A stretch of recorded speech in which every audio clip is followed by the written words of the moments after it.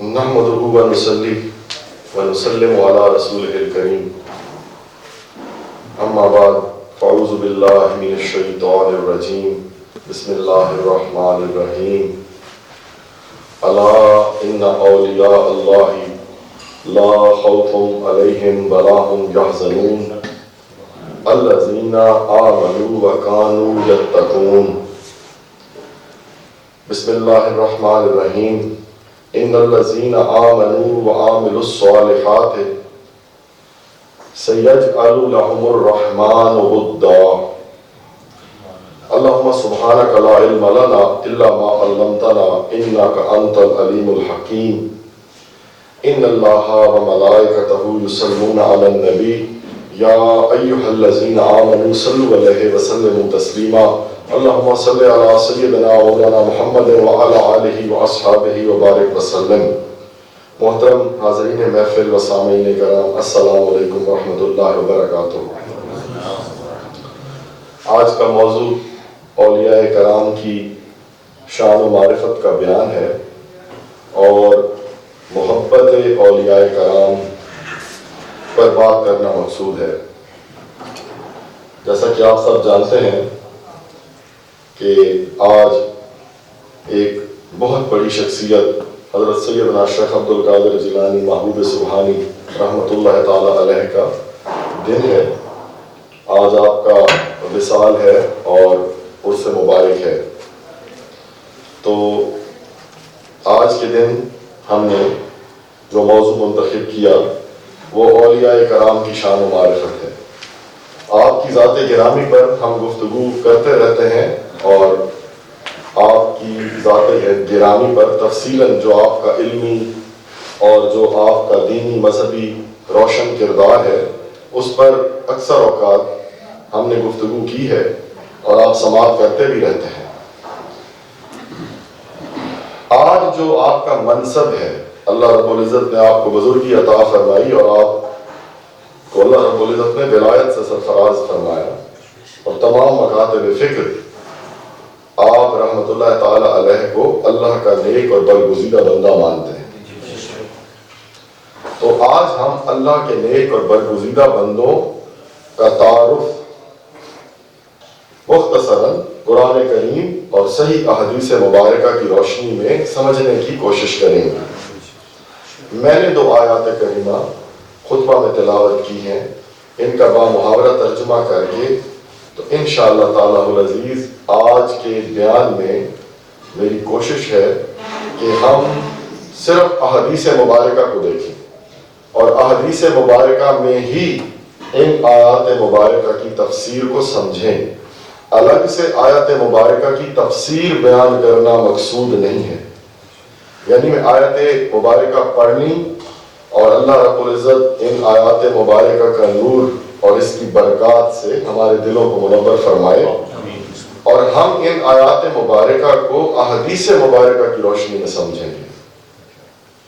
آیات مبارکہ بھی دونوں بڑی مشہور ہیں اور اکثر تلاوت کی جاتی ہیں اور ہم نے ان آیات مبارکہ کے ضمن میں بھی مختلف پہلوؤں پر پہلے سے حاصل گفتگو کی ہوئی ہے، جس میں 1-2 آیات مبارکہ میں نے سورہ یونس 62 اور 63 پڑھی کہ الا ان اولیاء اللہ، کہ بے شک یعنی فرمایا گیا خبردار اللہ کے اولیاء اللہ کو نہ کوئی خوف ہوتا ہے اور نہ کوئی غم ہوتا ہے، اور یہ وہ لوگ ہیں، پھر آگے پہچان بتائی گئی، جو ایمان لاتے ہیں اور متقی ہیں اور اللہ سے ڈرتے ہیں۔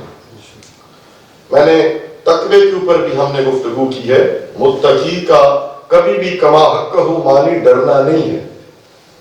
آپ سمجھتے ہیں نا کہ اللہ کی ناراضگی کا خوف، اللہ ناراض نہ ہو جائے، یعنی وہ چھوٹے سے چھوٹا کام جس سے اللہ ناراض ہو سکتا ہے اس سے پوری طاقت سے بچنا اور خیال میں رہنا، اور وہ چھوٹے سے چھوٹا کام، بڑے کام کی بات نہیں کر رہا، وہ چھوٹے سے چھوٹا کام جس سے اللہ رب العزت خوش ہو سکتے ہیں، پوری احتیاط اور کمال خیال کے ساتھ اسے ضرور کرنا، یہ تقویٰ ہے۔ یعنی جس جگہ پہ اللہ چاہتے ہیں آپ نہ ہو تو آپ کا خیال بھی وہاں نہ ہو، اور جس جگہ پہ اللہ چاہتے ہیں کہ آپ ہوں آپ ہمہ وقت اس طرف متوجہ ہوں، یہ تقویٰ ہے۔ تو یہ اولیاء اللہ جو ہیں ان کے لیے لازمی انگریڈینٹس ہے کہ یہ متقی ہوتے ہیں، یعنی کوئی شخص ولی ہو ہی تب سکتا ہے جب وہ متقی ہو، اور یہ ضروری نہیں کہ ہر متقی ولی ہوگا۔ تقویٰ ایک لازمی انگریڈینٹ ہے، متقی ہوگا اور کئی غلطیاں اگر اس میں ہوئیں تو اللہ کی دوستی سے محروم رہ سکتا ہے، بظاہر خیال رکھتا ہے متقی ہے لیکن اور کئی خوبیاں بھی ہیں۔ تو فرمایا ایمان لاتے ہیں اور متقی ہوتے ہیں۔ یہاں پر اس آیت کریمہ میں پہچان بتائی گئی ہے کہ ایمان والے ہوتے ہیں اور متقی ہوتے ہیں۔ کئی آیات مبارکہ میں اور بھی پہچان بتائی گئی۔ تو دوسری آیت کریمہ جو پڑھی یہ شان و معرفت اور محبت اولیاء کا بیان ہے۔ تو پہلی آیت ان کی شان و معرفت میں پڑھ دی، اور دوسری آیت مبارکہ جو محبت ہے فرمایا کہ ان الذین آمنوا وعملوا الصالحات سیجعل لهم الرحمن ودا، یعنی بے شک جو لوگ ایمان لائے اور نیک عمل کرتے ہیں تو خدائے رحمان ان کے لیے لوگوں کے دلوں میں محبت پیدا فرما دے گا۔ یہ لوگوں کے دلوں میں محبت یوں نہیں آتی، اللہ رب العزت نے ڈالی ہوتی ہے۔ تو اگر اللہ نے محبت ڈالی ہے تو پھر ان لوگوں سے بغض رکھنا یا ان سے محبت کرنے والوں سے بغض رکھنا اللہ سے بغض ہے۔ تو فرمایا یہ مختصر ترجمہ میں نے آپ کے سامنے کر دیا۔ اب انشاءاللہ تعالی ہم مضمون کی طرف بڑھتے ہیں۔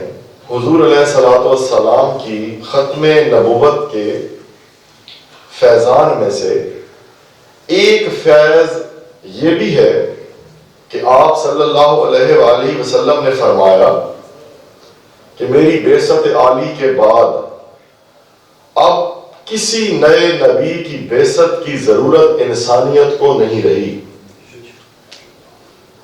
یعنی کوئی نیا نبی اور رسول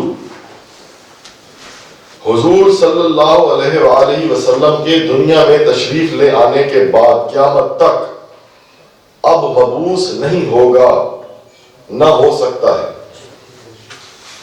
آپ خاتم النبیین ہیں اور خاتم النبیین بھی ہیں، آپ سیل آف پروفٹس بھی ہیں، وہ مہر جو ڈاکومنٹ کے اینڈ پر لگا دی جاتی ہے جو اوپر تمام ڈاکومنٹس کی تصدیق کر دیتی ہے، یعنی مہر جو ہوتی ہے وہ آخر میں ہوتی ہے، جس نے آنا ہے پہلے آنا ہے، اب آخر میں مہر ہو گئی، اب اس مہر کے نیچے لکھا ہوا قبول نہیں ہے، اب کوئی رجسٹر لے کے پھرتا رہے قادیان میں پیدا ہو گیا ہو تو اب وہ سرٹیفائیڈ ہی نہیں ہے، تو جھوٹا ہے۔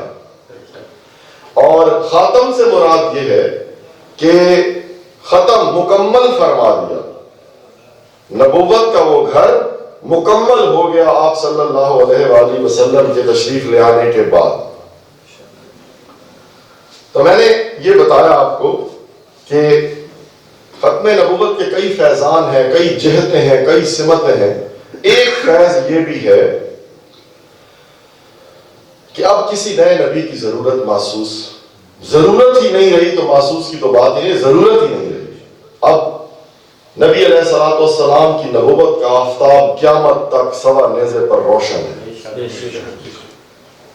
اس لیے آپ کے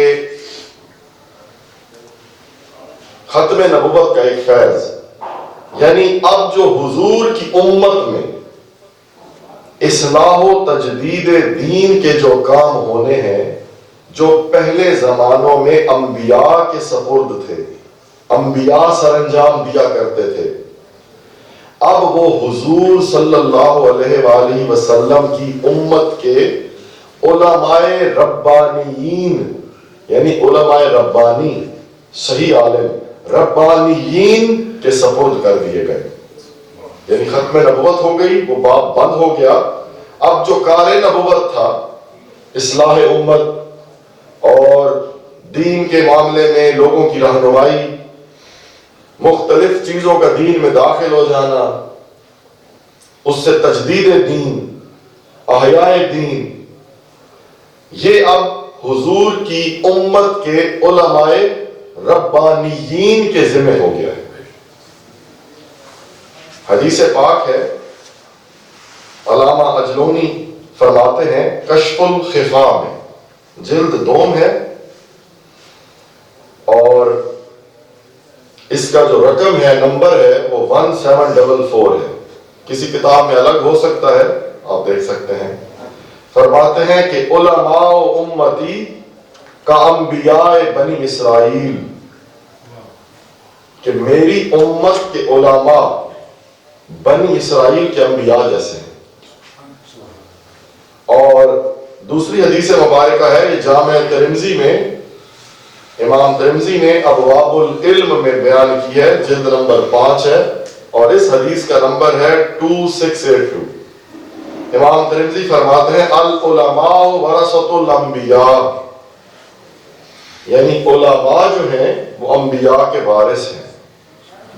یہ دو حدیث مبارکہ ہیں۔ اب سب سے پہلے سمجھنا یہ ہے ہم نے کہ یہ کون سے علماء ہیں، یہ کون علماء ہیں۔ جیسے میں نے آپ کو ایک لفظ بتایا کہ علماء ربانیین،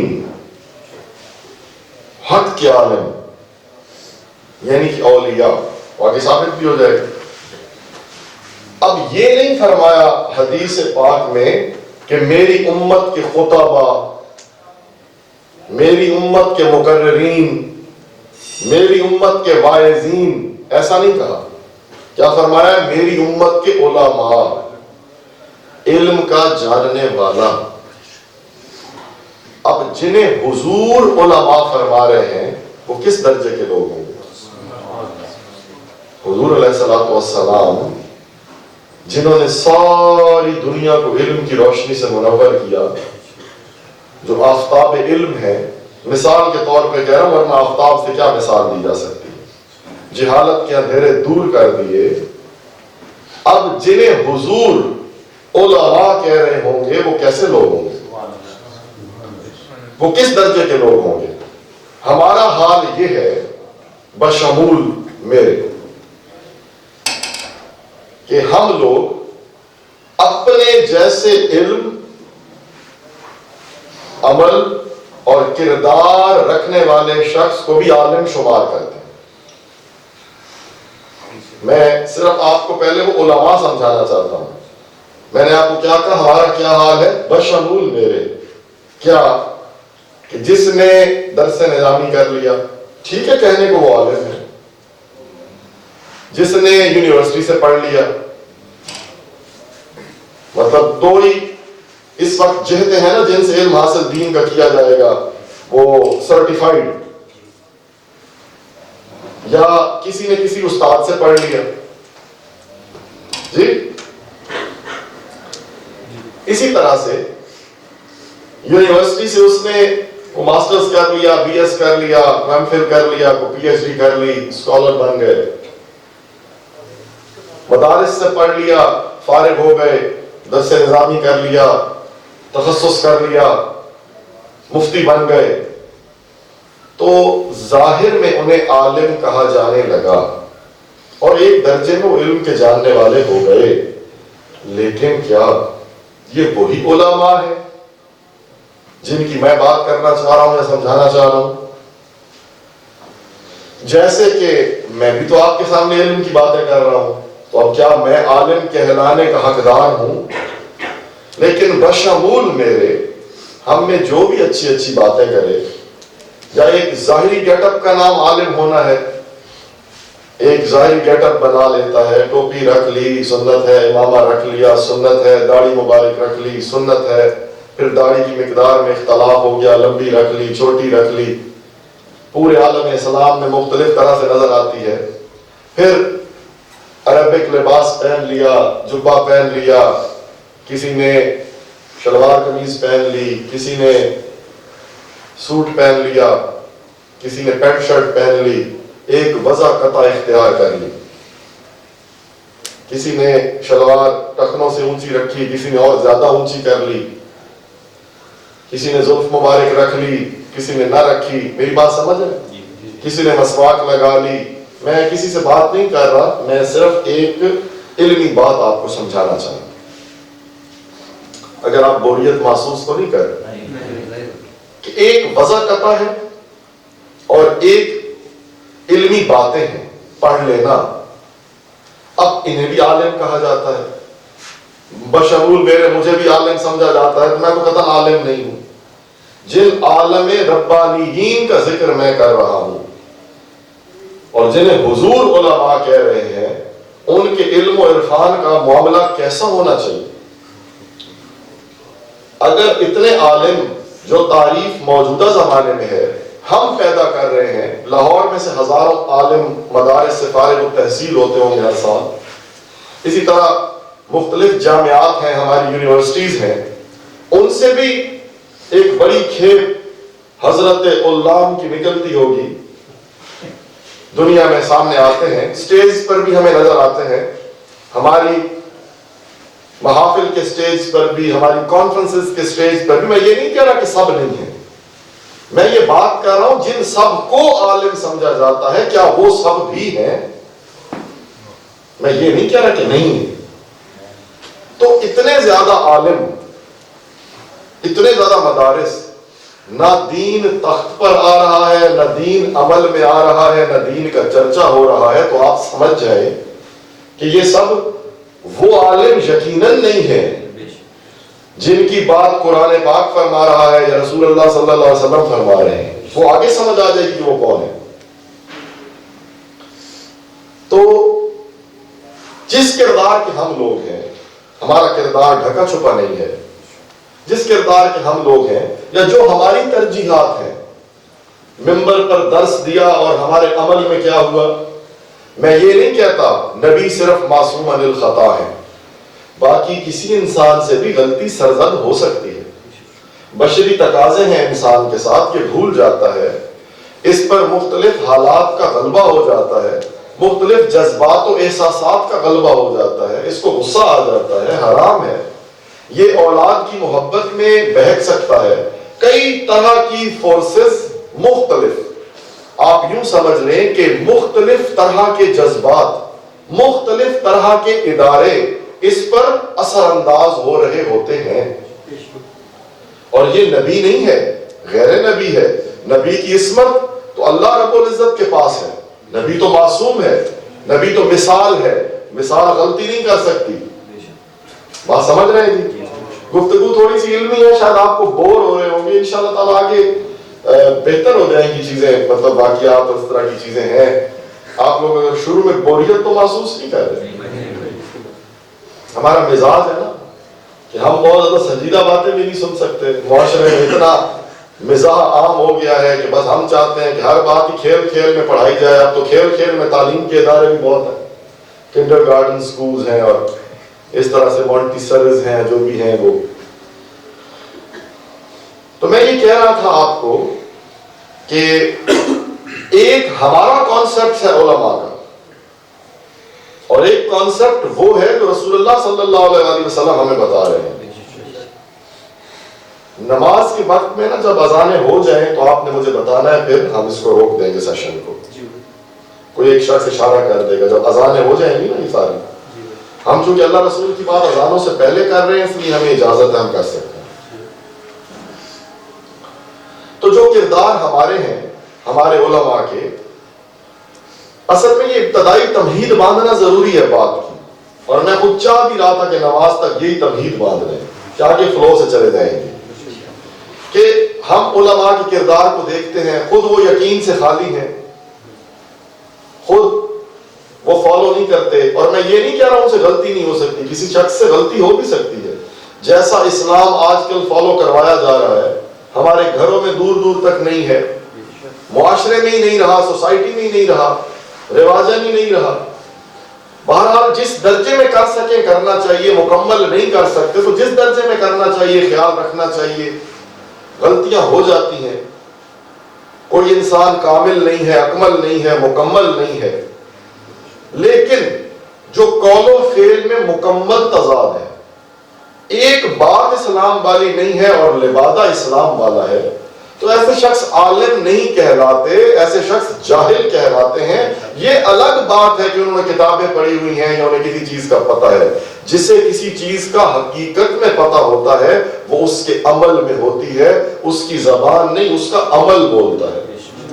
جیسے بجلی کے تار کے متعلق ہمیں یہ علم ہے کہ اس سے کرنٹ لگتا ہے, تو ہمارا عمل اس علم کی تائید کرتا ہے اور ہم بجلی کا تار نہیں پکڑتے.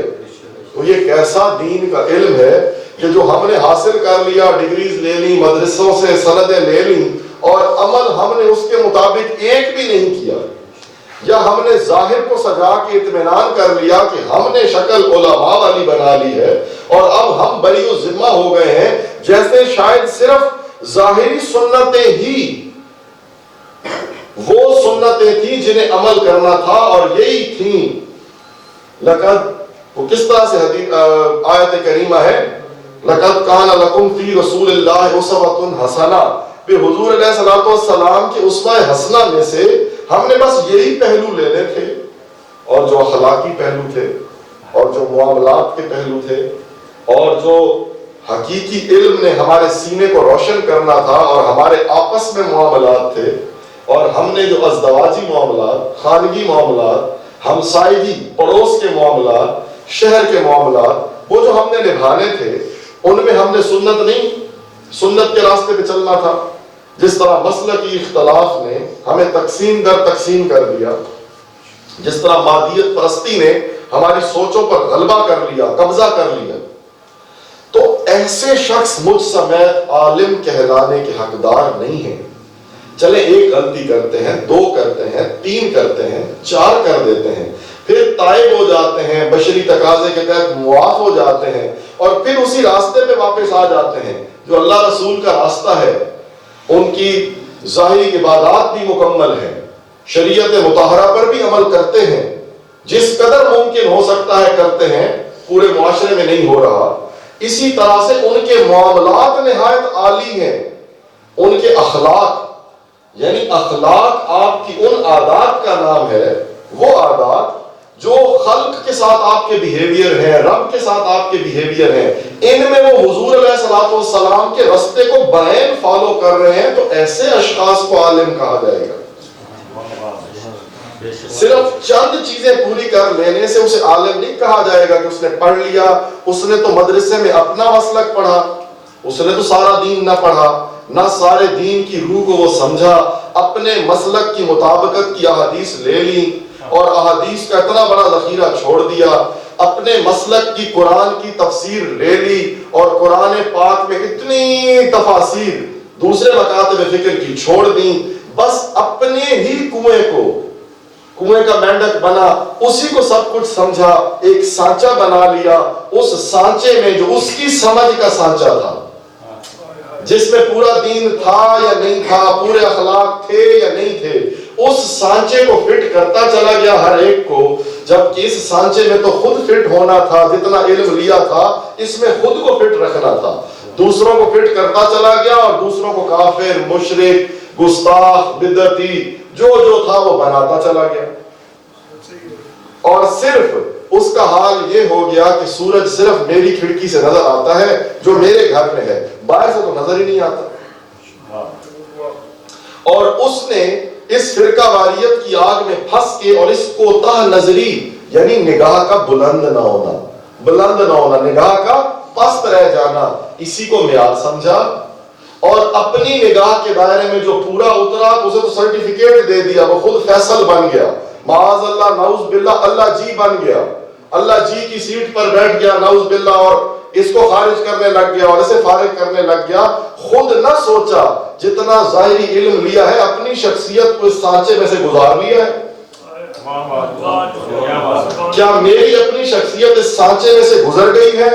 علم و عمل, جو علم میرے پاس ہے, کیا اس جتنا عمل میں کر پایا ہوں؟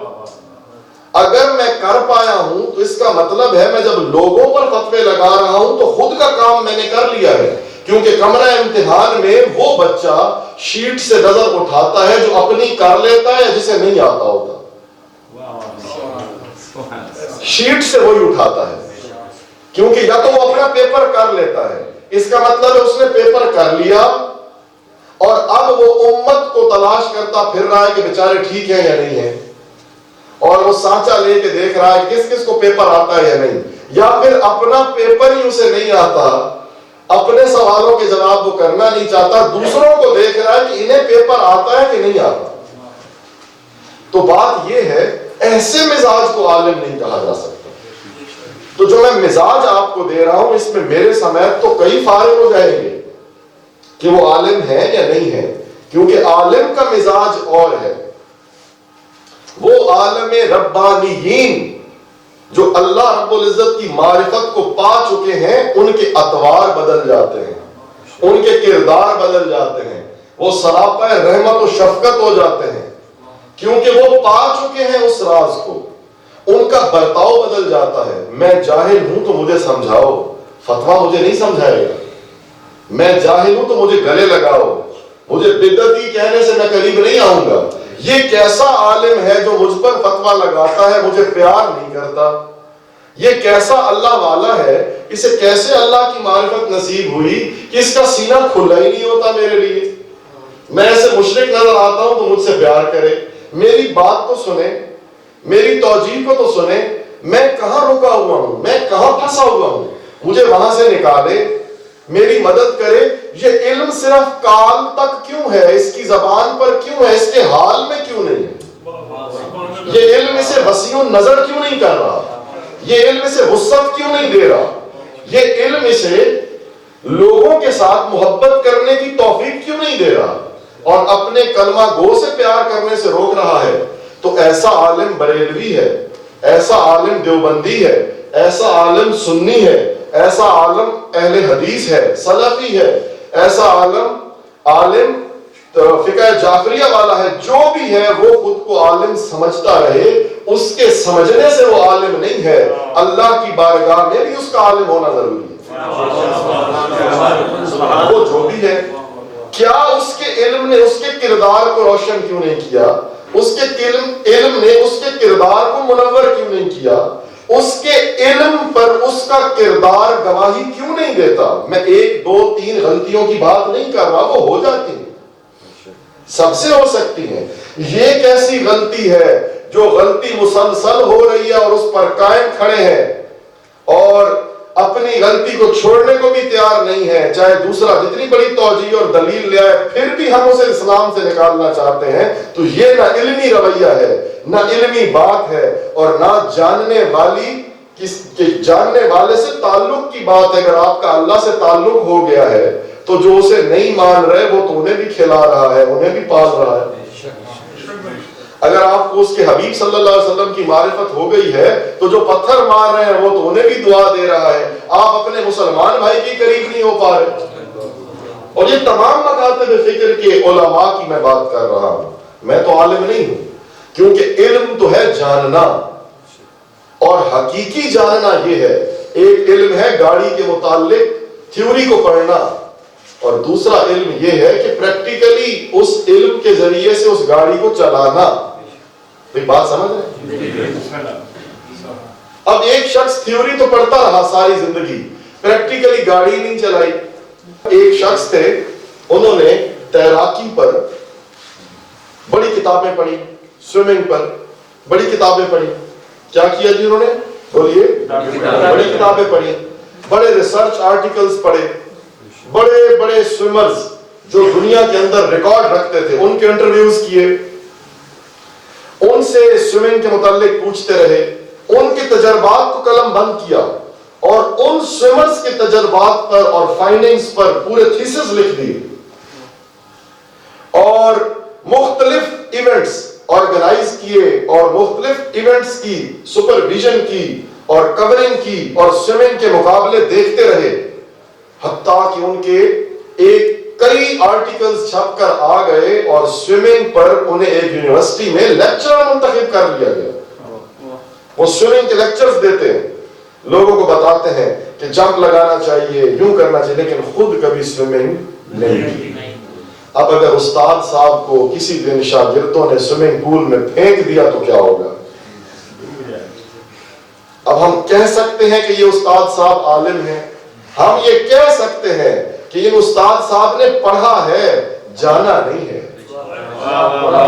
جاننا تو تب تھا جب خود سوئمنگ پول میں تیراکی کر کے نکل آتے، جانا تو تب تھا۔ تو میں ان علماء کی بات کر رہا ہوں جن سے بشری تقاضے کے تحت غلطی ہو سکتی ہے، جن کا کردار، جن کے افکار، جن کی گفتار، جن کا قرب، جن کا ساتھ آپ کو بتائے گا کہ نہیں اس کا تعلق ہے ادھر، اس کا تعلق اللہ کے ساتھ ہے، اس کا تعلق اللہ کے رسول سے ہے۔